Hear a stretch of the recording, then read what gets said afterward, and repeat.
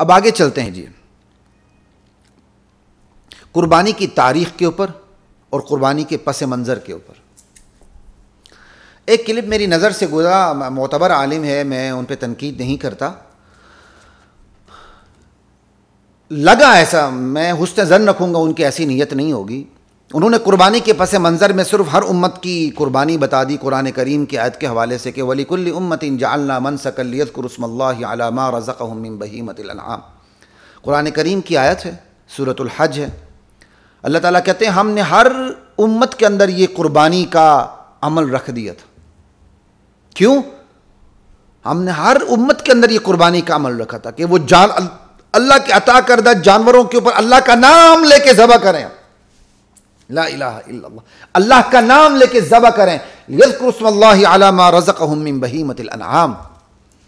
تو انہوں نے کیا کہا، بس میں اتنا ہی اشارہ کرتا ہوں، سمجھنے والے سمجھ جائیں گے، نہیں تو کوئی فرق نہیں پڑتا، تو صرف اس پس منظر کو بیان کر دینا کہ چونکہ ہر امت میں قربانی کا عمل موجود تھا لہٰذا ہماری امت میں بھی قربانی کا عمل موجود ہے، صرف اتنا کافی نہیں ہے۔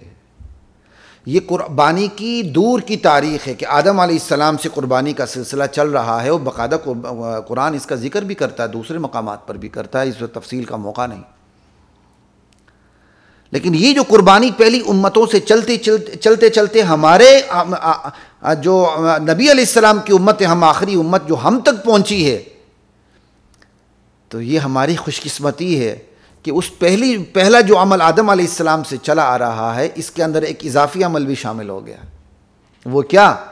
پہلی امتوں کی طرح ہماری اس امت میں بھی اللہ تعالیٰ نے قربانی کا عمل رکھ دیا ہے، ٹھیک ہے، لیکن اس کے ساتھ اللہ تعالیٰ نے ابراہیم علیہ السلام کی قربانی یادگار کے طور پہ جوڑ دی ہے۔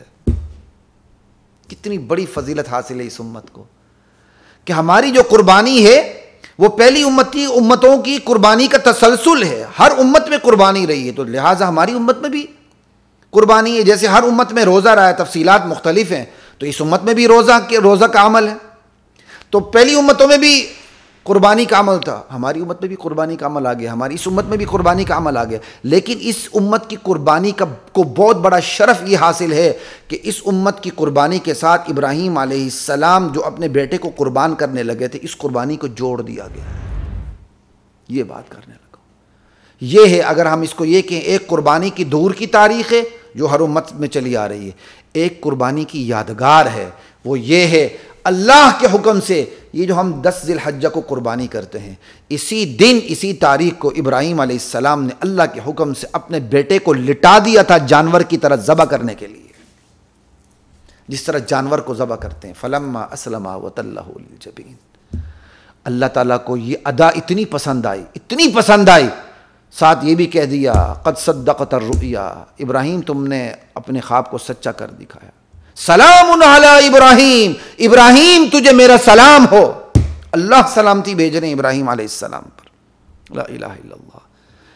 ہم اس لیے کیا کہتے ہیں آزمائش کا شکار نہیں کرتے کہ بندے کو صرف مصیبت میں ڈالے رکھے ہیں، ہم آزمائش سے نکال بھی دیتے ہیں، درجات بھی بلند کر دیتے ہیں۔ دیکھو میرے ابراہیم، ہم نے تیرے درجات کیسے بلند کیے، اللہ اکبر۔ وترکنا علیہ فی الآخرین، آنے والوں کے سب کی زبانوں پر ابراہیم علیہ السلام کی تعریف اللہ نے رکھ دی۔ تو ہماری امت میں جو قربانی کا عمل ہے وہ پہلے قربانیوں کا تسلسل اپنی جگہ، لیکن اس کے ساتھ ابراہیم علیہ السلام کی قربانی جڑی ہوئی ہے، پس منظر میں ہے۔ ہم قربانی کرتے ہیں تو یہ تصور رکھتے ہیں ابراہیم علیہ السلام بیٹے کو قربان کرنے لگے تھے، اللہ نے بیٹے کو بچا لیا، جنت کا میڈا دے کے اسماعیل علیہ السلام کو چھڑا لیا، وفدیناہ بذبح عظیم، اور اللہ اگر اپنا حکم وہی جاری رکھتے تو اسماعیل علیہ السلام ابراہیم علیہ السلام کے ہاتھوں ذبح ہو جاتے۔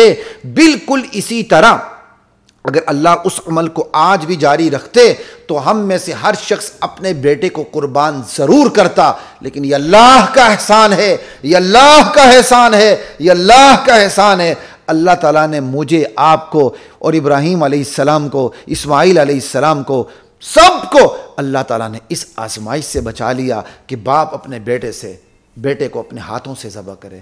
بدلے میں اللہ تعالیٰ نے جس طرح ابراہیم علیہ السلام کو جانور دے دیا جنت سے، تو اللہ تعالیٰ نے بدلے میں ہمیں بھی جانور دے دی ہیں. تم نے اپنے بیٹے ذبح نہیں کرنے. ارے یہ ہے بکرا، یہ ہے چھترا، یہ ہے دھومبا، یہ ہے اونٹ، یہ ہے گائے، یہ ہے بھینس، یہ ہے کٹا، یہ ہے کٹی، ذبح کرو. اللہ اکبر. یہ اس پس منظر کو سامنے رکھتے ہوئے، پس منظر کو اپنے دل و دماغ میں رچاتے ہوئے، بساتے ہوئے ذبح کرنا ہے.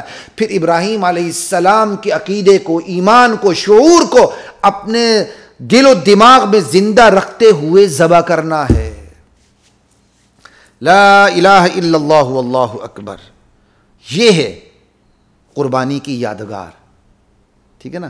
تو ہماری قربانی سے ابراہیم علیہ السلام کی قربانی کے تصور کو الگ نہیں کیا جا سکتا، اور اس پر باقاعدہ حدیث بھی ہے. کوئی میں آپ کو عقلی طور پر کوئی بات نہیں کر رہا. لا الہ الا اللہ. حدیث ہے عن زید بن ارقم رضی اللہ تعالی عنہ قال قال اصحاب رسول اللہ صلی اللہ علیہ وسلم یا رسول اللہ ما هذه الاضاحی. زید بن ارقم رضی اللہ تعالی عنہ راوی ہیں کہ اصحاب رسول اللہ صلی اللہ علیہ وسلم کے صحابہ نے رسول اللہ صلی اللہ علیہ وسلم سے سوال کیا، یا رسول اللہ یہ اضاحی، یہ قربانیاں کیا ہیں، ان کی حیثیت کیا ہے، ان کی حقیقت کیا ہے. دیکھیں اللہ تعالیٰ کے نبی محمد رسول اللہ قربانی کو صرف پہلی امتوں سے جوڑ نہیں رہے، وہ تو تسلسل اپنی جگہ. اپنی امت کی قربانی کو کس سے جوڑ رہے ہیں؟ سنت ابیکم ابراہیم، یہ تمہارے جد امجد ابراہیم علیہ السلام کا طریقہ ہے، ان کی سنت. اللہ قالوا فما لنا فیہا یا رسول اللہ. صحابہ نے سوال کیا، یا رسول اللہ اس میں ہمارے لیے کیا فوائد ہیں جب ہم قربانی کریں گے؟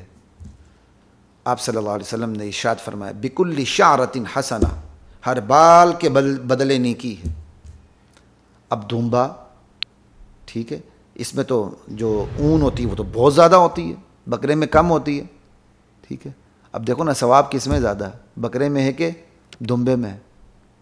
لامالا جس کے بال زیادہ ہوں گے ثواب اس میں زیادہ ہے. ہم صرف گوشت کو سامنے رکھتے ہیں. پچھلے دنوں ایک قریبی ساتھی سے بات ہو رہی تھی، تو کہا جی مجھے وہ دمبا وغیرہ کا گوشت زیادہ پسند نہیں. تو میں نے بھی ہاں میں ایسی ہی بات کر دی. بعد میں مجھے یاد آیا یار یہ بکرے سے تو دمبے میں زیادہ ثواب ہے، کیونکہ اس کے بال زیادہ ہیں. صحابہ نے یہی سوال کیا کہ فصوف یا رسول اللہ، یا رسول اللہ پھر اون کا کیا حکم ہے؟ اون یعنی ایک تو بکرا ہے، اس کے بال اتنے نہیں ہوتے جتنی اون دمبے وغیرہ پہ ہوتی ہے. ٹھیک ہے. تو آپ نے کیا فرمایا؟ بکل شعرۃ من الصوف حسنہ. اون والا جو جانور ہے نا دمبا وغیرہ، اس کی ہر اون کے ہر بال کے بدلے نیکی ہے. لا الہ، یہ ابن ماجہ کی حدیث. اللہ اکبر. تو یہ ہے جو آپ کو میں بتا رہا تھا، سنت ابیکم ابراہیم. اس امت کے اندر جو قربانی رکھی گئی ہے، اس سے ابراہیم علیہ السلام کی قربانی کو الگ نہیں کیا جا سکتا. اس امت کی قربانی کے دو پہلو ہیں. ایک پہلو یہ ہے کہ جس طرح ہر امت کے اندر قربانی تھی، اس امت میں بھی قربانی رکھی گئی. دوسرا پہلو یہ ہے کہ اس امت کی قربانی کے پس منظر کے اندر ابراہیم علیہ السلام کی قربانی کو یادگار کے طور پر رکھا گیا ہے کہ دیکھو ابراہیم کی قربانی کو یاد رکھو. ابراہیم علیہ السلام بیٹے کو قربان کرنے کے لیے اللہ کے حکم پہ تیار ہو گئے تھے، اس لیے جب بھی اللہ کا حکم آئے بیٹے تک کو قربان کرنے کا حکم آئے تو تم بیٹوں تک کو قربان کرنے کے لیے تیار ہو جاؤ. آج بھی حکم ہے بیٹوں کو قربان کرنے کا، مال کی قربانی، جان کی قربانی، اولاد کی قربانی، بیوی بچوں کی قربانی جہاد کے اندر. کتنی بڑی بات. اللہ کے دین کو پھیلانے کے لیے اولاد کی قربانی، مال کی قربانی، جان کی قربانی. آج ہم 2 ٹکے قربان کرنے پر تیار نہیں ہوتے ہیں، اور ہم میں سے کوئی خوش قسمت اگر 2 ٹکے قربان کرنے پر تیار ہوتا ہے، وہ 100 ٹکوں کی مرضی بھی چلانے کی کوشش کرتا ہے اور اپنے 2 ٹکوں کو برباد کر کے رکھ دیتا.